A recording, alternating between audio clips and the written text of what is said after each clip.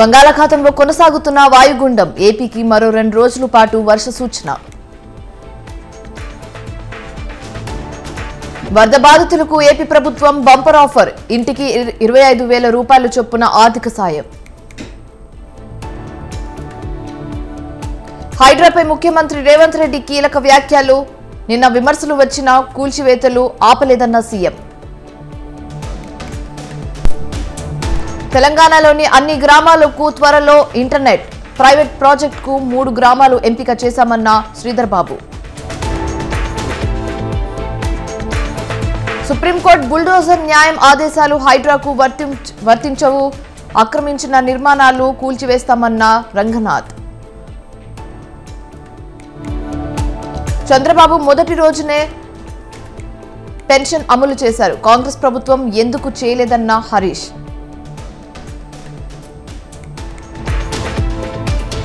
శ్రీవారితో పెట్టుకుంటే ఒక్క సీటు కూడా రాదు, వైసీపీ నేతలపై మంత్రి లోకేష్ మండిపాటు. స్టీల్ ప్లాంట్ ఉద్యమంలో కొందరు నేతలు నటిస్తున్నారు, జనసేన నేత బొలిశెట్టి సత్య సంచలన వ్యాఖ్యలు. చంద్రబాబు సీఎం అవ్వడం ఏపీ ప్రజల అదృష్టం, కేంద్ర మంత్రి రామ్మోహన్ నాయుడు ఆసక్తికర వ్యాఖ్యలు. ఆధారాలతోనే ఐపీఎస్లను సస్పెండ్ చేశామన్న హోంమంత్రి, వారి వెనుక ఎంత పెద్దవారు ఉన్నా ఉపేక్షించమన్న అనిత.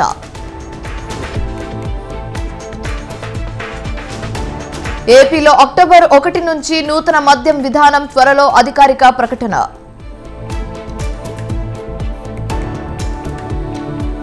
చంద్రబాబును కలిసిన వివేక కుమార్తె సునీత దంపతులు, తమపై అక్రమ కేసులు పెట్టారని సీఎంకు ఫిర్యాదు. నేడు ఉదయం కేంద్ర కేబినెట్ భేటీ, పలు కీలక నిర్ణయాలు తీసుకునే ఛాన్స్.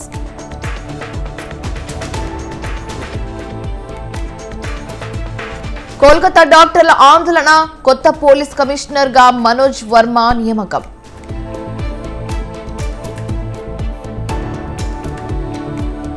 నాకు సీఎం కావాలనుంది, అజిత్ పవార్ కీలక వ్యాఖ్యలు.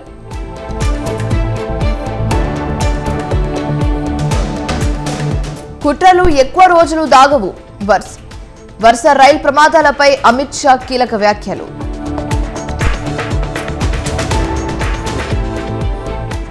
కేజ్రీవాల్ రాజీనామాపై రాజ్నాథ్ సింగ్ విమర్శలు, ఆరోపణలు వచ్చిన రోజే చేయాలన్న రక్షణ మంత్రి. బుల్డోజర్ సంస్కృతిపై సుప్రీంకోర్టు కీలక ఆదేశాలు, అక్టోబర్ 1 వరకు చర్యలు వద్దన్న ధర్మాసనం. భారత్పై బిల్ గేట్స్ ప్రశంసలు, పోషక ఆహార లోపం సమన్వయ పరిష్కారంలో మెచ్చుకోలు. మయన్మార్లో తుఫాన్ బీభత్సం, వరదలో 226 మంది మృతి, 77 మంది గల్లంతు. అమెరికా జలాల్లోకి రష్యా సబ్మెరైన్లు, అన్ని గమనిస్తున్నామన్న అగ్రరాజ్యం.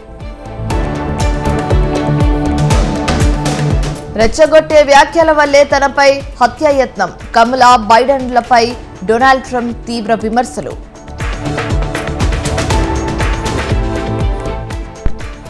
ఏషియా ఛాంపియన్ హాకీ ట్రోఫీ విజేత భారత్, ఫైనల్లో చైనాపై 1-0 తేడాతో విజయం. పురుషులతో సమానంగా మహిళల ప్రైజ్ మనీ పెంపు, చరిత్రాత్మక నిర్ణయాన్ని ప్రకటించిన ఐసీసీ.